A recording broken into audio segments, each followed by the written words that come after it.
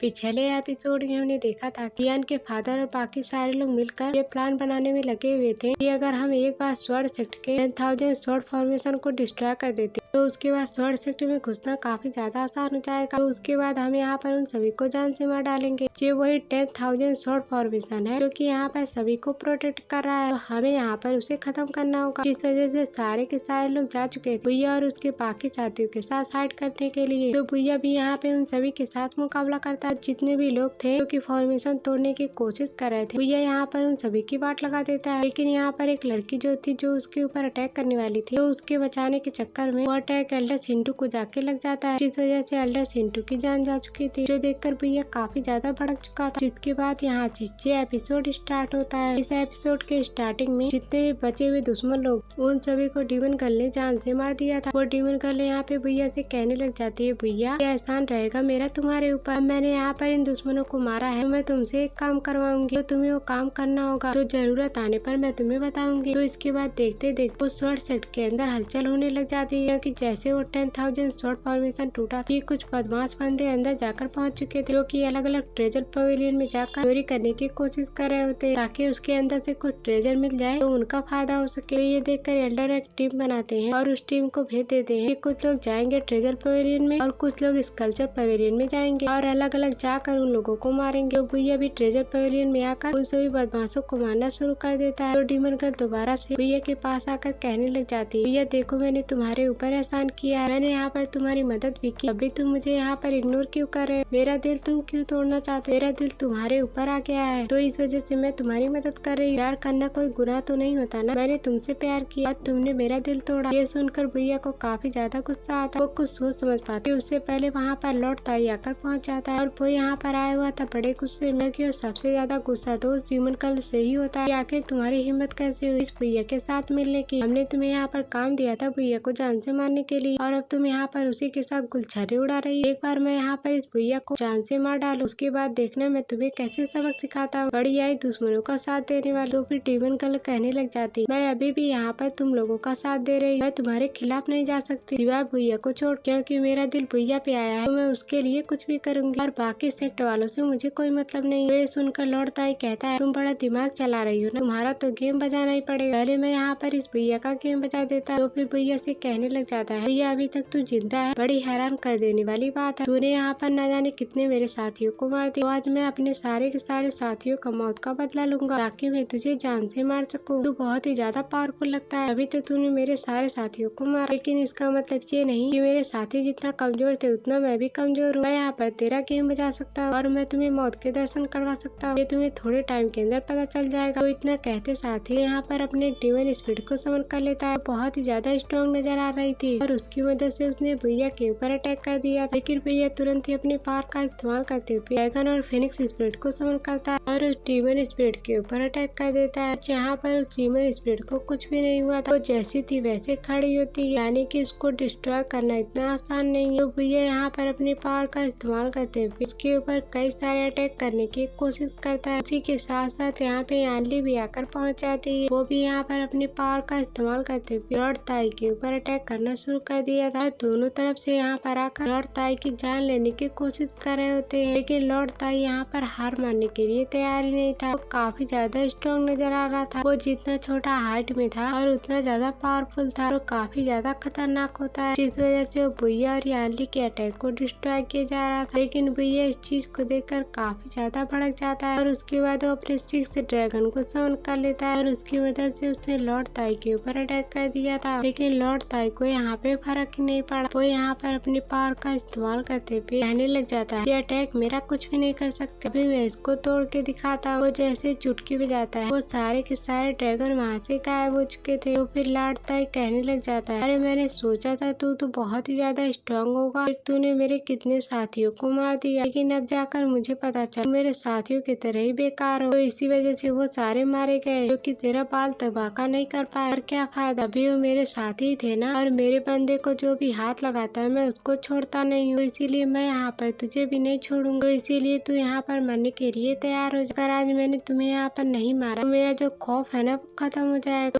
लोग मुझसे डरना छोड़ देंगे, तो इसलिए मैं ऐसा कैसे कर सकता हूँ। इसलिए भैया तुम मरने के लिए तैयार हो जाओ। उसके बाद वो अपनी पावर का इस्तेमाल करते हुए भैया के ऊपर अटैक करने की कोशिश करता है ताकि वो भैया की जान ले सके। लेकिन भैया ने यहाँ पे तुरंत ही अपने स्वॉर्ड टेक्निक का इस्तेमाल करते हुए बहुत ही भयंकर अटैक देकर मार दिया था उसी लॉर्ड ताई के ऊपर। उसके बाद लॉर्ड ताई यहाँ पर बहुत ही पावरफुल मूर्ति को समन कर लेता है, तो वहाँ की पूरी जगह हिलने लग जाती है और वो मूर्ति जाकर सीधा का सीधा गिर चुकी थी भैया के ऊपर। इस वजह से वो अटैक भैया को लग जाता है और वो बेहोश होने लग गया था। बड़े दिनों के बाद भैया को कोई अटैक लगा और लगा तो वो इतना ज्यादा खतरनाक था। तो इस चीज को देखकर जो डीमन गर्ल थी वो यहाँ पर लॉर्ड ताई से कहने लग जाती है, अरे वाह लॉर्ड ताई, आपके लिए तो तालियां बजनी चाहिए, क्या कमाल का अटैक देकर मारा है। देखो भैया मेरी जान को कितनी तकलीफ हो रही है, आपकी पावर तो बहुत ही ज्यादा, मैं तो आपकी दीवानी हो गई। तो फिर लॉर्ड ताई कहता है, चल अब तू रहने दे, जो अपना जादू चलाती है ना और लोगों को अपने बस में करने का, ये मेरे ऊपर नहीं चलने वाला। अब तेरे से हिसाब किताब लेना बाकी है, क्योंकि तूने भैया का साथ दिया है ना, तो मैं तुझे कभी माफ नहीं करूंगा। अब इसके बाद तेरा नंबर है, तो इसीलिए अब तुम मरने के लिए तैयार हो जा। तो फिर डीमन गर्ल कहने लग जाती है, अब आप मुझे यहाँ पर मजबूरी कर रहे हैं तो यहाँ पर आइए और मुझे उठा लीजिए, क्योंकि अगर आपके अंदर ताकत होगी तो आप ही कर सकते हैं। क्योंकि आपने यहाँ पर मेरी जान भैया के ऊपर हमला करने की कोशिश की है ना, वो चीज मेरे दिल पे लगी, इसलिए मैं आपको कभी माफ नहीं करूंगी, तो इसलिए तुम मरने के लिए तैयार हो जाओ। तो ये देखते ही दोनों के बीच में फाइट शुरू हो गई थी। वो दोनों अपने पावर का इस्तेमाल करते हुए एक दूसरे के साथ फाइट करना शुरू कर देते। न जाने आखिरकार डीमन गर्ल को क्या चाहिए, लेकिन वो पूरी तरीके से भैया के पीछे पड़ चुकी। मुझे नहीं लगता कि वो यहाँ पर उसका साथ देना चाह रही होगी, कुछ न कुछ गड़बड़ करने की जरूर कोशिश करेगी। और दूसरी तरफ जब भैया यहाँ पर बेहोश लग रहा था तो फिर यहाँ पर लिंग लोंग जो थी वो उससे कहने लग जाती है, अरे भैया उठ जाओ, तुम मरे नहीं और अगर तुम ऐसे पड़े रहे तो मर जरूर जाओगे, लेकिन तुम्हें फिक्र करने की कोई जरूरत नहीं, मेरे पास एक खास तरह की टेक्निक है, तो मैं तुम्हें वो टेक्निक सिखाती हूँ जिसकी वजह से तुम यहाँ पे लॉर्ड ताई के अटैक को रोक पाओ, क्योंकि लॉर्ड ताई बहुत ही ज्यादा पावरफुल है, तो उसके अटैक को रोकना तुम्हारे लिए इतना इजी नहीं होगा। पर हाँ, यहाँ पर एक गड़बड़ भी है, अगर मैंने तुम्हें ये टेक्निक सिखाया और अगर तुमने ये टेक्निक सीखने में जरा से भी गलती कर दी तो तुम्हारी जो बची खुची पावर है वो भी खत्म हो जाएगी और तुम्हारे जान जाने का खतरा होगा। और अगर तुमने ये टेक्निक सीख ली तो तुम अपना यहाँ पर ब्रेक थ्रू कर जाओगे, उसके बाद तुम इतने ज्यादा स्ट्रॉन्ग हो जाओगे कि तुम लॉर्ड ताई का मुकाबला कर सकोगे। तो फिर भैया कहता है, वैसे भी ये तुम्हारा पड़ा हूँ, कुछ नहीं किया तो मर ही जाऊंगा, तो क्यों ना मैं यहाँ पर इस चीज को ट्राई करता हूँ, हमारे पास जो टेक्निक इसकी मदद से मैं अपना ब्रेक थ्रू कर सकूँ, मैं यहाँ पर सारी तकलीफें झेलने के लिए तैयार हूँ। फिर लिंग लोंग अपनी पावर का इस्तेमाल करती है और फिर भैया के अंदर वो टेक्निक डालना शुरू कर देती है ताकि भैया उससे अपना ब्रेक थ्रू कर सके, इस चीज को भैया सीख सके। जिस वजह से जो भैया था वो पूरी तरीके से औरा से गिर चुका और उसकी पावर काफी हद तक इंक्रीज होने लग जाती है। ये चीज देखकर बाहर जो डीमन गर्ल होती है वो काफी ज्यादा हैरान हो जाती है। मुझे लगता है कि भैया होश में आ गया, मुझे लग रहा था कि भैया मर गया होगा, लेकिन अभी तक वो तो जिंदा है, जो कि बहुत ही अच्छी बात है। मैं सबसे पहले यहाँ पे लॉर्ड ताई का गेम पे जाती, उसके बाद अपने प्यारे भैया के पास जाकर उसको गले लगा लूंगी, बहुत ही मजा आएगा। तो यहाँ पे वो दोबारा से लॉर्ड ताई के साथ फाइट करना शुरू कर देती है। लॉर्ड ताई और उसके बीच में एक खतरनाक बैटल शुरू हो जाता है। वो दोनों अपनी पावर का इस्तेमाल करते हुए एक दूसरे के ऊपर अटैक करने की कोशिश कर रहे थे। लॉर्ड ताई जो था वो यहाँ पे डीमन गर्ल से कहने लग जाता है, भैया जो है उसके अंदर एक बहुत ही ज्यादा प्यार एनर्जी, और मेरे ख्याल से ये वही चीज हो तो तुम उसको हासिल करना चाहती हो, अभी तुम आके भैया के आगे पीछे कर रही हो ना। तो फिर डीमन गर्ल कहने लग जाती है, मुझे जो भैया का चाहिए ना वो उसका दिल है, मुझे सिर्फ उसका दिल चाहिए, मैं वो चीज उससे लेकर रहूंगी, उससे तुम्हें कोई मतलब नहीं होना चाहिए। तो फिर लॉर्ड ताई कहने लग जाता है, यार तुम जैसी इतनी शैतान और जो किसी के बारे में भला नहीं सोचती वो एक भैया के प्यार में कैसे पड़ गई। यार आजकल दुनिया में क्या क्या होता है इसके बारे में कोई सोच भी नहीं सकता, लेकिन मैं तुम्हें सलाह देना चाहूंगी तुम अपने काम से काम रखो और मैं तुम्हें एक और मौका देना चाहूंगा ताकि तुम मेरे साथ हो जाओ। और अगर तुमने यहाँ पर भैया को मारने में मेरा साथ दिया तो मैं तुम्हारी ख्वाहिश पूरी करने के लिए तैयार, लेकिन अगर मेरे काम के बीच में आओगी तो तुम्हारे लिए अच्छा नहीं होगा। वो एक खतरनाक अटैक करते जैसे उस डीमन गर्ल की जान लेने वाला था कि भैया बीच में आकर उस डीमन गर्ल को बचा लेता, क्योंकि भैया यहाँ पे पहुंच चुका था और उसने अपना ब्रेक थ्रू किया और अब वो कर्नल सेसर इलम को छोड़ गोल्डन कोर रैंक के ऊपर पहुंच चुका है, जो कि कर्नल सेसर इलम के बाद में आता है। इस वजह से भैया यहाँ पे काफी ज्यादा स्ट्रॉन्ग हो चुका है। वो खुद को यहाँ पर डीमन फॉर्म में ट्रांसफॉर्म कर लेता है। उसको देखकर यहाँ पे लॉर्ड ताई कहने लग जाता है, अरे वाह तू तो यहाँ पे पहले से ज्यादा स्ट्रॉन्ग हो गया, मारा नहीं तू अभी तक, मुझे लगा